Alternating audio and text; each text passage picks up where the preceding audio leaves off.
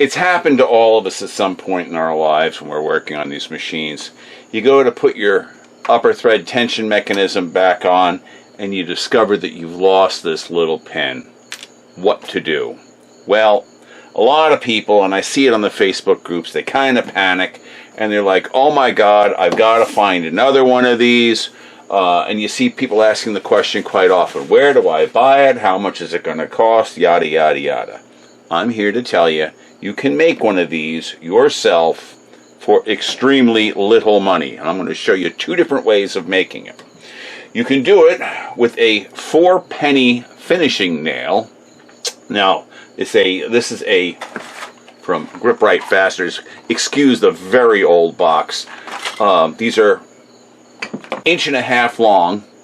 Now, what I do with, if I'm going to do with that, I use an end nipper, or you can use a heavy-duty side cutter. I like an end nipper. And first thing I do, take the head off, okay? And then I'm going to take the point off, just so I have a piece of nail wire here. Now, coincidentally, this wire is the same size as 72 thousandths music wire, which is my preferred way of doing this. But we'll start first with a 4-penny finishing nail. So, assemble your upper thread tension mechanism. You don't have to bother with the check spring, but make sure you have the beehive spring and the thumb nut on there. And then slip your freshly trimmed off 4-penny finishing nail in. Now, sometimes the way these cut, you might need to clean that up a bit. This one wants a little bit of cleanup. So, I'm going to put it in a drill. I'm going to take a nail file. I'm going to use the coarser side here and just clean that up a little bit. Spin it. You can use a regular file too. Nail file is generally enough to clean it up enough to get it in the hole. So, I'm going to slip that in. Oh, that fits so much nicer now. And I'm going to use gravity here. Gravity is going to be my friend. And you see how that's sticking way the heck out, right? Well, let's look at the mechanism inside the machine, shall we? You'll see the transfer fork here. There's plenty of room between the end of that and the back of the barrel.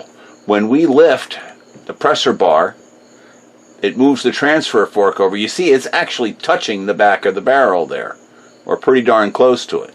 So we see we have an inordinate amount of space that we can use to our advantage here. Pardon the light. So, this is how I approach it.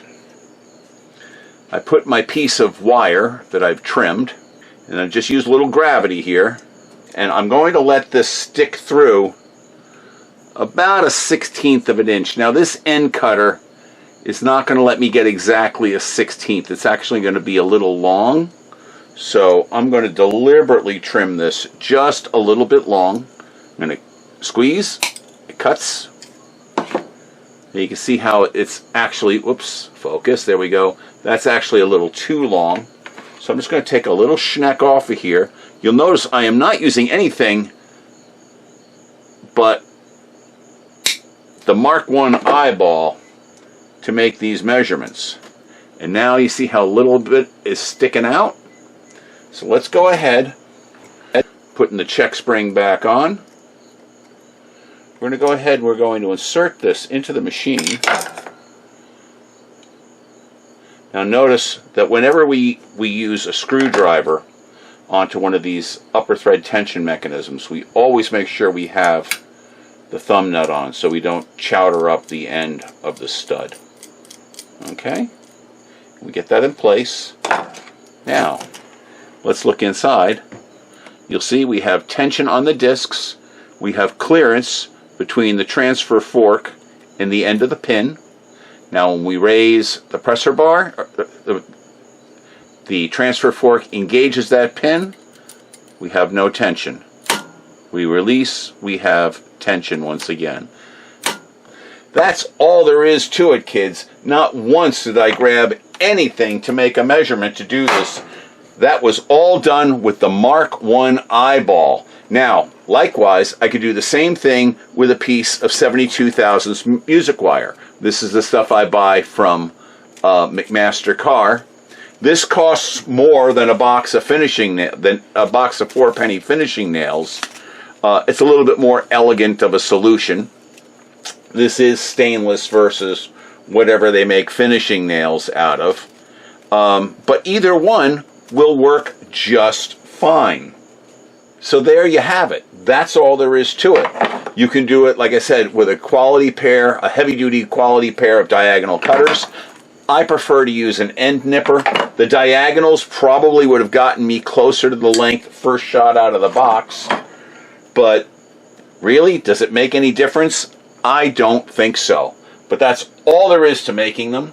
If you measure one of these afterwards, which I didn't do, but yeah, this one comes out to be exactly an inch long.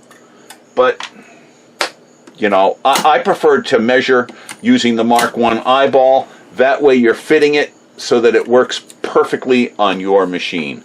This will also work on an end-mounted 15 class type.